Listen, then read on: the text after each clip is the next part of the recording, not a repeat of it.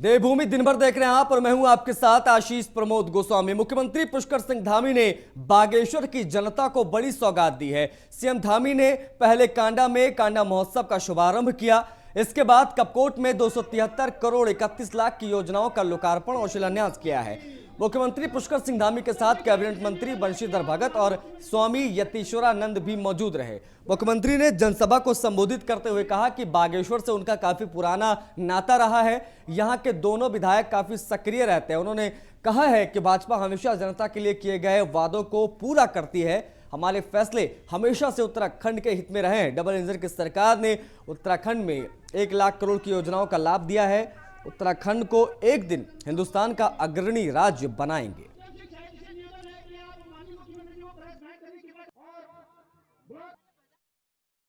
योजनाओं का यहाँ पर लोकार्पण और शिलान्यास हुआ है। इस क्षेत्र को आगे चलकर जड़ी बूटी केंद्र के रूप में, एक विशेष रूप से अनुसंधान के रूप में, उद्यान के क्षेत्र में, अन्य क्षेत्रों में, और जो यहाँ कनेक्टिविटी इत्यादि की जो प्रॉब्लम है उसको भी आगे ले जाकर हम उसके लिए भी समाधान का प्रयास कर रहे हैं कि कनेक्टिविटी पहुँचे, लोगों को यहाँ पर सुविधाएं मिलें और ऐसे हमारे दूरस्थ क्षेत्र ये मुख्य धारा में जुड़ें, यहाँ से पलायन रुके, यहाँ के लोगों को रोजगार मिले, हर क्षेत्र में यहाँ के लोग आगे आए, उसके लिए हमारी सरकार लगातार काम कर रही है। योजनाओं का प्रधानमंत्री नरेंद्र मोदी 30 दिसंबर को हल्द्वानी के एमबी इंटर कॉलेज मैदान में एक विशाल जनसभा को संबोधित करेंगे। प्रधानमंत्री मोदी के दौरे को देखते हुए मुख्यमंत्री पुष्कर सिंह धामी ने हल्द्वानी के एमबी इंटर कॉलेज मैदान वो पहुंचे और पीएम मोदी के आगमन की तैयारियों का जायजा लिया। बता दें कि CM Dhami MB inter college Haldwani में कार्यक्रम स्थल एवं अन्य व्यवस्थाओं के स्थलीय निरीक्षण उन्होंने किया। इसके अलावा सीएम धामी ने तैयारियों को लेकर अधिकारियों को उनके साथ बैठक भी की।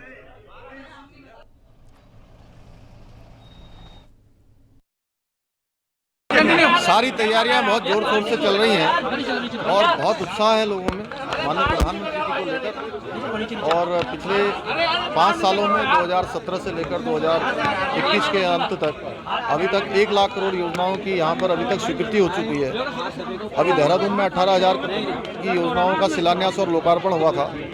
हल्द्वानी में भी लगभग हजारों करोड़ की योजनाएं जो हमारी यहाँ पर तैयार।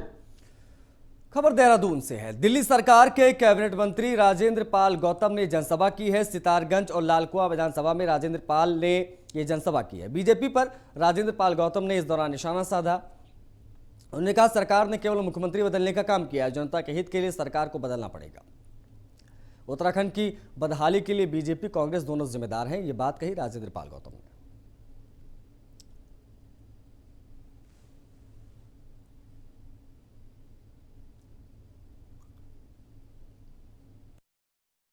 कि उत्तराखंड बनाने के लिए उत्तराखंड के लोगों ने, विशेष रूप से बहनों ने बहुत बड़ा संघर्ष किया, बहुत बड़ा आंदोलन किया, कुर्बानी दी।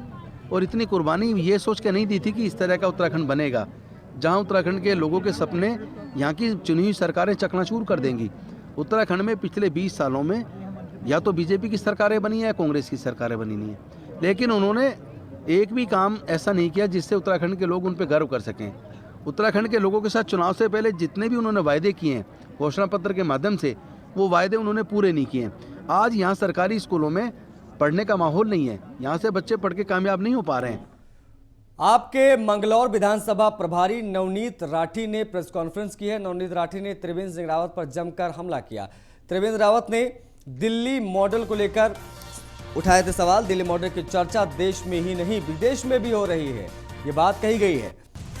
त्रिवेंद्र सिंह रावत जी बताएं कि किस राज्य में बिजली मुफ्त है, किस राज्य में महिलाओं के लिए यात्रा मुफ्त है, किस राज्य में दिल्ली जैसे सरकारी स्कूल है। दिल्ली मॉडल के तहत काम करना चाहिए। जनता के हित की चीजों पर राजनीति नहीं होनी चाहिए।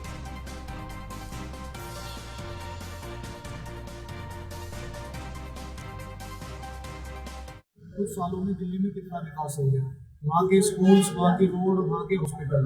अगर हम अपने उत्तराखंड की बात करें तो हमारे त्रिवेंद्र रावत जी ने पिछले 4 साल में पीछे धकेल दिया। ना तो हमारे यहाँ नौकरी निकली, ना हमारे यहाँ किसी प्रकार का आगे बढ़ने के किसी युवा को अवसर दिए गए। और अब इलेक्शन टाइम पे किसानों को हल्का फुल्का वो दिया लॉलीपॉप, लेकिन कहने का मतलब है किसी को भी ना तो रोजगार मिला, ना आगे बढ़ने का अवसर मिला।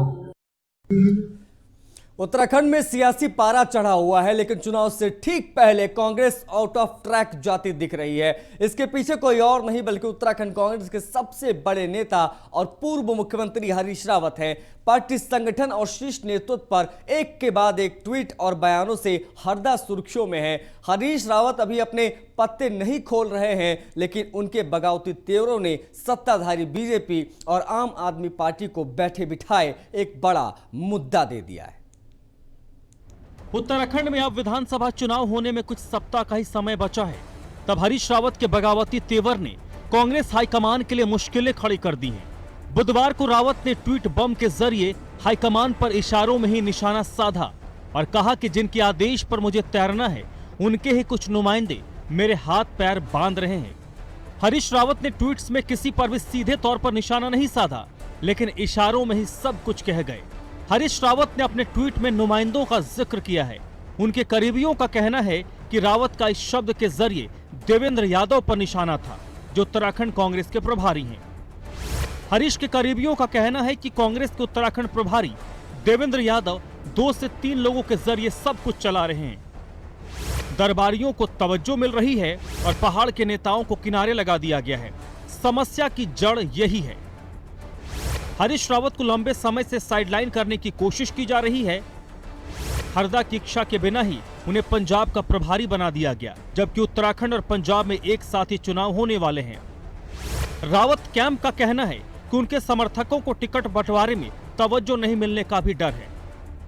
ऐसे में पहले ही दबाव बनाने की रणनीति के तहत हरीश रावत ने लीडरशिप के खिलाफ मोर्चा खोला है।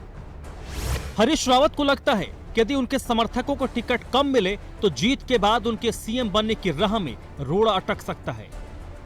यही वजह है कि वो अपने समर्थकों के लिए लामबंदी करने में जुटे हैं। हालांकि अब हरीश रावत कुछ भी कहने से इनकार कर रहे हैं। समय आएगा तो आपको बताएंगे ना। आपको शेयर नहीं करेंगे तो किसको करेंगे? आपको बुलाएंगे, आपसे शेयर करेंगे। आप इस समय आनंद लीजिए। हरीश रावत के बगावती तेवर से बीजेपी और आप के नेताओं को बैठे बिठाए कांग्रेस पर निशाना साधने का एक मौका मिल गया है।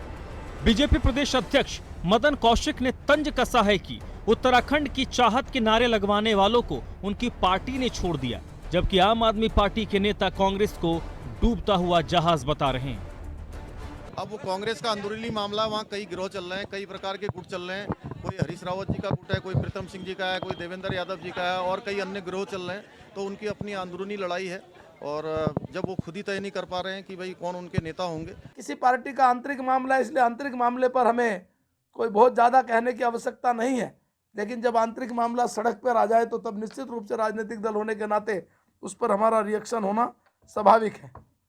आज कांग्रेस के अंदर जिस प्रकार पिछले 5 वर्षों में विधानसभा के अंदर 11 विधायक होने के बावजूद 10 से ज़्यादा गुट वहाँ नजर आ रहे थे। नेता प्रतिपक्ष को विधानसभा में, प्रदेश अध्यक्ष को जनता के बीच में ना बोलने देना, ये कांग्रेस की सबसे बड़ी फूट और टूट इस प्रकार से 5 साल में नजर आई है। वहीं ये लोग केवल आपसी गुटबाजी, आपसी लड़ाई, आपसी झगड़े में इस प्रकार मस्त रहे, इस प्रकार डटे रहे। आज जनता का विश्वास इनके प्रति नहीं है। कांग्रेस को देखें तो कांग्रेस इस समय सिर्फ भाजपा को पूरे देश में विधायक सप्लाई करने की एक मशीन बनकर रह गई है।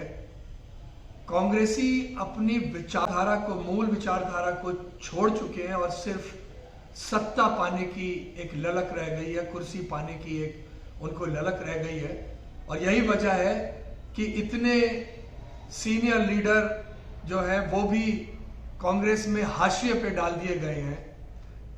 तो कांग्रेस का एक अगर कहा जाए तो न सिर्फ राज्य में, पूरे प्रदेश में एक डूबता हुआ जहाज बन के रह गया है।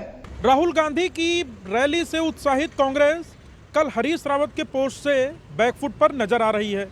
भले ही इसे प्रेशर पॉलिटिक्स का नाम दिया जा रहा हो, पर भारतीय जनता पार्टी को कहीं ना कहीं एक बड़ा मुद्दा मिल गया है। मदन कौशिक की प्रेस कॉन्फ्रेंस और इसके बाद अब आने वाले समय की स्थिति और साफ होगी कि आखिर हरीश रावत का अगला कदम क्या होगा। बहरहाल चुनाव के मोर्चे पर आगे नजर आ रही कांग्रेस हरीश रावत के पोस्ट से कहीं ना कहीं पिछड़ती दिख रही है। कैमरामैन अनूप भट्ट के साथ सुदीप जैन, न्यूज़ 1 इंडिया, देहरादून। देहरादून से खबर है। हरीश रावत के ट्वीट के बाद नया कैंपेन। हरीश रावत के करीबियों का सोशल मीडिया पर कैंपेन शुरू हो गया है। हरीश रावत के करीबी बोले, जहां हरदा वहां हम, मगर हरीश रावत पार्टी छोड़ेंगे तो हम उनके साथ हैं। समर्थकों की तरफ से किए गए पोस्ट में कांग्रेस का निशान नहीं है। अपनी पार्टी संगठन के खिलाफ हरदा ने ट्वीट किया था, आपको बता दें, अपने ही संगठन के नेताओं को मगरमच्छ बताया था हरदा ने। और ये तस्वीर देखिए जो उत्तराखंड की सियासत में बहुत कुछ कह रही है। जो हरदा गुट के हैं, जो समर्थक हैं हरीश रावत के, वो कह रहे हैं कि जहां हरदा वहां हम हैं पहाड़ पुत्र के संग। निसंदेह इसमें कोई अतिशयोक्ति नहीं है। आबकारी विभाग में करीब 20 करोड़ रुपए का राजस्व कम मिलने के बावजूद ऐसे अफसरों को पोस्टिंग देने की तैयारी है। एक निजी संगठन ने आरटीआई के जरिए जानकारी जमा करने के सचिव आबकारी से मुलाकात करने का समय मांगा है। आरटीआई एक्टिविस्ट रमेश जोशी का कहना है कि भ्रष्टाचार करने वालों पर मेहरबानी की तैयारी चल रही है। सरकार कहती है तनख्वाह देने के लिए पैसे नहीं है, अधिकारी भ्रष्टाचार में संलिप्त हैं। प्रदेश के पास इतना पैसा है कि अकेले उत्तराखंड 18 राज्यों का भरण पोषण कर सकता है, लेकिन विभाग पूरी तरह भ्रष्टाचार में संलिप्त हैं। ऑडिट रिपोर्ट है आबकारी की, लगभग 20 करोड़ रुपए राजस्व का नुकसान हुआ है। लालकुआं विधानसभा कांग्रेस एससी विभाग की नई कार्यकारिणी की घोषणा की जा चुकी है। लंबे समय से कार्यकारिणी की घोषणा लंबित चल रही थी, लेकिन अब जिला अध्यक्ष इंद्रपाल आर्य ने कांग्रेस प्रदेश अध्यक्ष की संस्तुति के बाद विधानसभा क्षेत्र की कार्यकारिणी की घोषणा कर दी है। अध्यक्ष की अध्यक्षता में आयोजित बैठक में पहुंचे पूर्व कैबिनेट मंत्री हरीश चंद्र दुर्गापाल ने सभी नए मनोनीत पदाधिकारियों को दिशा निर्देश दिए हैं कि 22 में होने वाले विधानसभा चुनाव को लेकर बूथ स्तर तक जाकर पार्टी को मजबूत किया जाए। उन्होंने कहा है कि वर्तमान की भाजपा सरकार पूरी तरीके से फेल हो चुकी है, इसलिए जनता ने कांग्रेस को सत्ता तक पहुंचाने का मन बना लिया है। संगठन के विस्तार के लिए कर रहे हैं। हमने संगठन विस्तार कर दिया है। पूरी जो विधानसभा हमारी जो लालकुआं है उसके अंतर्गत हमारी जो पूरी विधानसभा की हमने कार्यकारिणी गठित की है। जो 2022 हमारा मिशन है कांग्रेस को लाने का, और हमने जो अनुसूचित विभाग के जो कार्यकारिणी हमारी कहीं पर रुकी थी, कहीं पर कुछ लोग नहीं रखे गए थे, आज पूरे कर दिए गए हैं और उनको जिम्मेदारी दी गई है कि किस तरीके से हम लोगों ने इस भ्रष्ट सरकार में और जिस तरीके से हम ठगा गया है, जिस तरह से झूठे जुमले किए गए, जिस तरीके से हम लोगों को ये सब महंगाई के मार झेलने पड़ रही है। संगठन को और मजबूत बनाने के लिए और बिंदुकट्टा कांग्रेस को और ताकत देने के लिए एक्सिट पोस्ट का पुनर्गठन किया है और हमारे ब्लॉक अध्यक्ष बनाए हैं, महिला ब्लॉक अध्यक्ष बनाए हैं, महामंत्री बनाए हैं और सोशल मीडिया के लोग बनाए हैं। इसका उद्देश्य एक ही है कि बिंदुकट्टा में कांग्रेस मजबूत होगी और उसका संदेश पूरी विधानसभा में नहीं उत्तराखंड में जाएगा।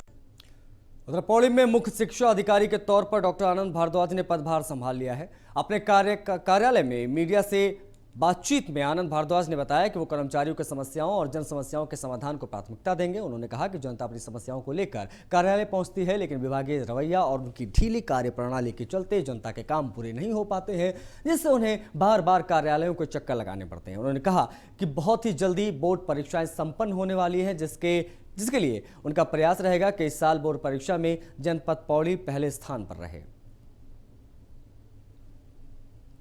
इस जनपद में कार्यभार ग्रहण करने के उपरांत सबसे बड़ी प्राथमिकता तो ये है कि जो भी जन सामान्य की समस्याएं शिक्षा विभाग से चल रही हैं, हमारे शिक्षकों की, प्रधानाचार्यों की, प्रधानाध्यापकों की, कर्मचारियों की जो भी लंबित प्रकरण हैं, चाहे वो चयन वेतनमान है, प्रोन्नत वेतनमान है, स्थायीकरण है, लीव एनकेसमेंट है, अर्न लीव है, सीसीएल है, मैटरनिटी लीव है, मेडिकल लीव है, उनका त्वरित निस्तारण करना मेरी प्राथमिकता है।